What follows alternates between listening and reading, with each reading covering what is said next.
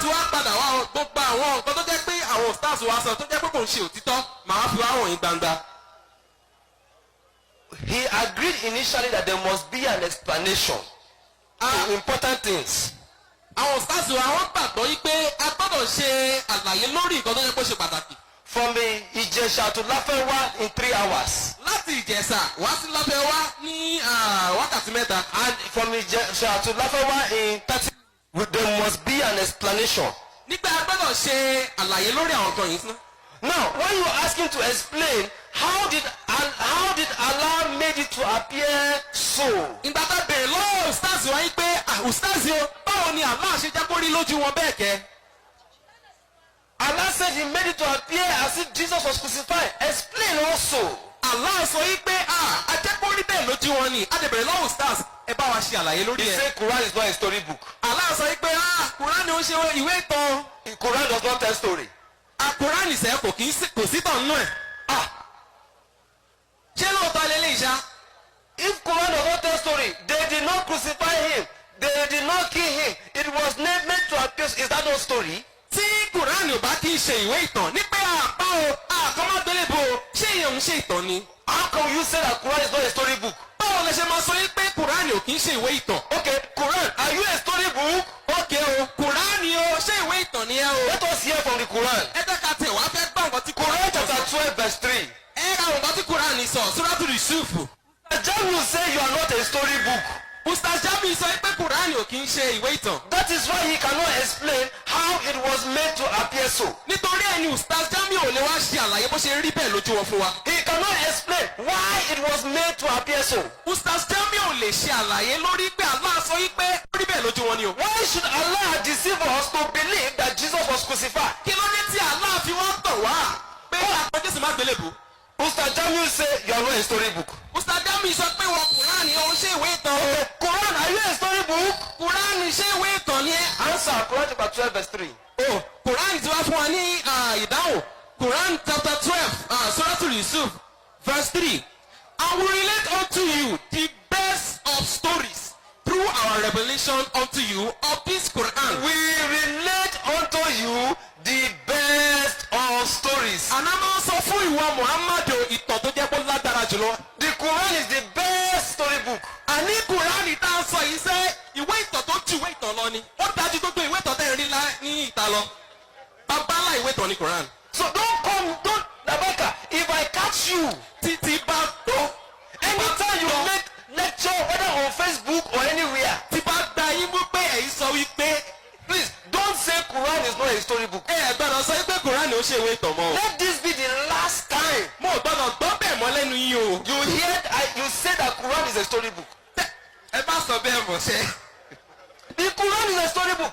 Àní Quran sẹ́ ìwé ìtàn tó ju ìwé ìtàn lọ ni. The truth is that the Quran has created a lot of problems Òtítọ́ ni pé Quran yìí ó ti dá ọ̀pọ̀lọpọ̀ wàhálà sílẹ̀. by making a claim Ó ń sọ nǹkan that the Quran cannot do. tó jẹ́ pé Quran gan kò ní ẹ̀rí fún. At the beginning of his lecture, Ìgbà tí Ustaz wa bẹ̀rẹ̀ ọ̀rọ̀ wọn. he said that the foundation of Christianity is on the death of Jesus Christ. Wọ́n sọ pé kókó nǹkan tó jẹ́ pé a ṣe ìpìlẹ̀ Christianity lé lórí ó jẹ́ nípa ikú Jésù Kristi. Please grant me the honor of correcting you there. Ẹ jẹ́ wá sọ fún yín pé irọ́ nìyẹn pé kò ń ṣòótọ́ o. Christianity is not based on the foundation of the death of Jesus Christ. Àní ìpìlẹ̀ Christianity kò wá lórí pé Jésù wá kú o. Please, the foundation of our faith is not on the death of Jesus Christ. Àní ìpìlẹ̀ iṣẹ́ ìgbàgbọ́ wa ní pé kò ṣe pé Jésù wá kú. It's on the resurrection of Jesus Christ. Òun ní pé a gbé Jésù dìde. Because the resurrection is the complete fulfillment of the prophecy of Jesus. Torí pé ìgbédìde Jésù ó jẹ́ nǹkan tó ṣe àpòkárí nǹkan tí Jésù sọ. Not just the death. Kò kàn ṣe ikú ẹ̀ nìkan. It is from the resurrection of Jesus that we get our powers. Torí pé ìgbà tí Jésù jí dìde ibẹ̀ ló ti fún wa ní The agbára. disciples of Jesus, they were timid and they were fearful. Àwọn ọmọ ẹ̀yìn Jésù wọ́n jẹ́ olójú ẹni tó ẹ̀rù ń bà. They fled and ran away from Jesus when Jesus was arrested for crucifixion. Ẹ̀rù ń bà wọ́n dẹ̀ sá kúrò lọ́dọ̀ Jésù ìgbà tó mú Jésù. They had no courage. Ní nǹkan kan lẹ́nu ní ọkàn. They had no power. Lágbára. But when Jesus rose up from the dead, àmọ́ lẹ́yìn ìgbà tí Jésù jí dìde, they came up to preaching about the resurrection of Jesus Christ. àwọn wọ̀nyí náà lọ tí wá jáde lọ tí wá sọ̀rọ̀ nípa ìgbéǹde Jésù. And that takes me to Mark chapter 14, eléyìí wá mú mi lọ sínú ìwé Máàkì ẹsẹ̀ 14. verse 49, verse 50. Máàkì 14. Which Mr. Jamiu said that they fled from Jesus. All the 12 disciples ran away from Jesus. There was nobody to give account. àwọn stars wa sọ pé gbogbo àwọn ọmọlẹ́yìn Jésù lọ sá kúrò lọ́dọ̀ ẹ̀ nígbà kò tiẹ̀ wá sí ẹni tó jẹ́ pé kí ní ìṣojú ẹ̀ láti sọ pé bó ìṣẹ̀lẹ̀ rí. There was no eyewitnesses to witness what happened. wọ́n sọ pé kò sí ẹni tó jẹ́ pé kí ní ìṣẹ̀lẹ̀ lójú ẹ̀ láti sọ pé bó ìṣẹ̀lẹ̀ rí. And so he's trying to use that one to help the Quran to explain that it was only made to appear so. wọ́n wá fi eléyìí wọ́n fẹ́ fi ran Kùránì lọ́wọ́ níbi tí Kùránì sọ pé ó mà rí bẹ́ẹ̀ lójú wọn It nìkẹ́. was made to appear so. The Quran say it was made to appear so. To who? àní Kùránì wá sọ pé bẹ́ẹ̀ ló ṣe rí lójú wọn. àwọn bèrè pé fún àwọn wo ló ṣe rí lójú wọn bẹ́ẹ̀. To who? àní fún àwọn wo ni. To those who claim the witness. àná àwọn tó jẹ́ pọ́ sọ pé àwọn They tó kọ́ were ṣẹlẹ̀. eyewitnesses. àwọn tó jẹ́ pọ́ rí nǹkan tó ṣẹlẹ̀ gan. When they fled from Jesus, ìgbà tó sá kúrò lọ́dọ̀ Jésù. when they ran away from him, àní ìgbà tó sá kúrò fún Jésù sẹ́. they did not climb Okada from Israel and run down to Lagos. wọ́n wá kúrò láti ìlú Ísírẹ́lì tó wá sí ìlú Èkó ọ̀gbọ̀kadà o. They fled from him, but they still stay in the crowd among the people and watch and they witnessed it. wọ́n kúrò lọ́dọ̀ Jésù tòótọ́ wọ́n sá fún àmọ́ ó wà ní àárín àgbègbè ń bẹ̀ lórí You ìkó stop ṣẹlẹ̀. as verse 50.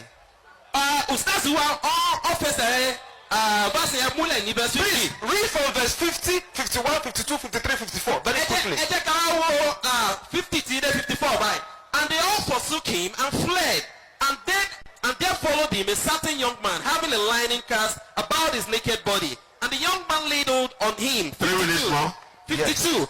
And he left the lining clothes and fled from them naked. 53. And they led Jesus away to the high priest. They led Jesus away to the high priest. And to the high priest, and with him were assembled all the chief priests. All the chief priests were witnesses. The high priests were witnesses. There was public witness. It was a public forum. Continue. All the chief priests, all the elders, and the scribe. Verse 54. And Peter followed him afar off. Peter followed him afar off. Peter was a disciple of Jesus. He was a witness. Jésù jẹ́ ọmọlẹ́yìn Jésù, ó dẹ̀ rí nǹkan tó ń ṣẹlẹ̀. Peter followed him afar off, even to the palace of the high priest. Even down to the palace of the high priest, he was there. And that is where he, and that is where he denied Jesus 3 times. Ibi tí Pétérù tó ti sẹ́ Jésù lélẹ́yìí. At the foot of the cross, Mary, the mother of Jesus, was there. John was there. Níbi tá a kan Jésù mọ́, John wà ń bẹ̀, Mary gan wà ń bẹ̀. John told Mary, woman, behold your son. He told John, behold your mother. There were witnesses. There were people there. Àwọn èèyàn wà níbi tó ti kan Jésù máa gbélébùú. It does not make sense if people are coming with me, maybe Koide with me, and some people arrest me, and Koide fled and ran away. Koide will go and tell the story. He's a witness. Tí nǹkan bá ṣẹlẹ̀ bíi pé ọmọ amú evangelist sin, Kóredé dẹ̀ wà ń bẹ̀ ó ní nǹkan tó ṣẹlẹ̀ àmọ́ wá sá lọ. Ìyẹn wà á mí pé Kóredé ọmọ nǹkan tó ṣẹlẹ̀. Then